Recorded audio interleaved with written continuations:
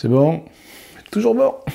Nouvelle vidéo de mon partenariat avec les éditions Sarbacane, deuxième année. On va voir les dernières bandes dessinées dispo en librairie. Je commence avec le troisième et dernier tome de la série BD jeunesse Magda par-delà les étoiles cuisinières intergalactiques. C'est bien évidemment de la bande dessinée jeunesse. J'en avais parlé l'année dernière à l'occasion de la sortie du second tome. Pour ceux qui ne connaissent pas la série BD, un peu à la manière de Top Chef, Magda fait donc un concours de cuisine. Quand on commence ce troisième tome, elle est éliminée pour la finale, mais il va y avoir un rebondissement. Il y a aussi une intrigue géopolitique, on va dire, sur sa planète, puisque le gouvernement en place a menti un petit peu sur certaines choses, et là, les gens commencent à payer un petit peu les conséquences de ces mensonges. C'est en 3 tomes, donc c'est assez facile à offrir ou à suivre. On appréciera bien évidemment le petit clin d'œil à l'arme fatale qu'il fallait dénicher. J'enchaîne avec Borboleta de Madeleine Pereira, une petite fille, Madeleine, donc l'autrice. Son père n'étant pas spécialement bavard, demande à ses parents, ses oncles et tantes pourquoi ils ont émigré en France, que s'est-il passé au Portugal, et petit à petit, Madeleine va remonter son histoire, mais va aussi remonter l'histoire de ses parents et de ses grands-parents et apprendre dans quelle ambiance ils ont vécu, quelle a été leur enfance, et donc il y a un lourd contraste entre la jeunesse de Madeleine et celle de ses parents qui n'était pas vraiment très rose et parfois très difficile. Des femmes guettant l'annonce de Fedwa Misk et Aude Masso au dessin. Si on était au Portugal, cette fois-ci on part au Maroc. Cette bande dessinée traite donc de l'IVG. Au Maroc, c'est un délit puni évidemment d'amende ou de peine de prison. Il y a 2 femmes qui se connaissent, une qu'elle récupère un petit peu au hasard, et toutes les 3 vont traverser le pays pour, voilà, avoir accès à l'IVG. Le dessin m'a un peu surpris parce que ça tire un peu vers la BD jeunesse. Le dessin est très rond, mais par contre le propos est très intéressant. Il est traité parfois de manière assez légère. J'ai suivi avec plaisir le road trip des femmes guettant l'annonce, et je termine avec Bord de terre de Timothée Leman. C'est d'après le roman de Julia Thévenot. Si vous connaissez pas le roman, c'est l'histoire d'un monde parallèle, d'un univers parallèle. Un grand frère, Tristan, et une petite sœur, Inès. Tristan est un peu réservé et Inès est plutôt fonceuse, vont se retrouver projetés dans ce monde qu'est Bord de terre. Là-bas, ils deviennent donc des débordés. Ils vont être séparés. Tristan va atterrir dans des quartiers défavorisés et va connaître un petit peu la misère. À l'inverse, Inès va atterrir un petit peu chez la bourgeoisie et va devenir une chasseuse de diamants qu'il faut aller chercher dans la mer. Je vous laisse découvrir tout ça. Je trouve que la couverture n'en est pas très engageante. Je la trouve un petit peu trop fouillie. On ne sait pas trop à quoi s'attendre au niveau de cette lecture, alors que les planches sont franchement très jolies. Il y a vraiment un parti pris graphique très intéressant. Mais malgré tout, Bord de terre de Timothée Leman, une lecture super sympa.